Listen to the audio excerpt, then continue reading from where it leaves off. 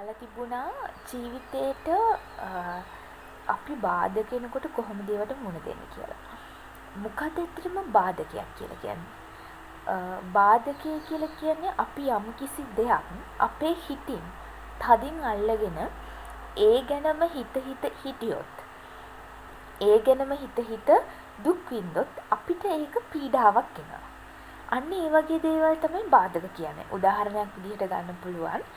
දැන් අපි හිතමුකෝ එක්සෑම් එකක් ඔයාට ළඟදී තියෙනවා කියලා. ඔයා එක්සෑම් එකට පාඩම් කරන්න කලින් එක්සෑම් එක තියෙනවා. එක්සෑම් එකට මම ලියන්න ඕනේ. මම ගොඩක් ලකුණු ගන්න ඕනේ. එහෙම කියලා නිතර එක්සෑම් කියන අර අකුරු 4 හිතට උපාදාන කරගෙන ඉවර වෙලා ගොඩාක් ලොකු පීඩාවකටපත් වෙනවා. එතකොට ඔයාට මොකද්ද වෙන්නේ? ස්ට්‍රෙස් වෙනවා කියලා අපි කියන්නේ අන්නේ ඒකට. ඒ නිසා මොකද කරන්න ඕනි කියලා ඔයාලා දන්නවද?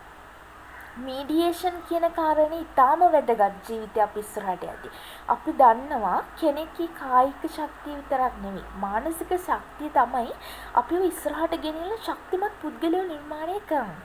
එතකොට ඔයා දවසකට විනාඩි 5ක් භාවනා කරනවා නම් එහෙම නැත්තම් ඔයාට එන සිතුවිල්ල ඔයා නැති කරන්න උත්සාහ කරනවා නම් සහ ඔයාව විදිනවා නම් ඔයාට ආදරය කරන කෙනෙක් වෙනවා නම් ඔයා සබහාදහමට ආදරය කරන කෙනෙක් වෙනවා නම් බොහෝ දුරට ඔයාගේ ජීවිතේ ගොඩාක් ප්‍රශ්න විසඳ ගන්න පුළුවන් වෙනවා.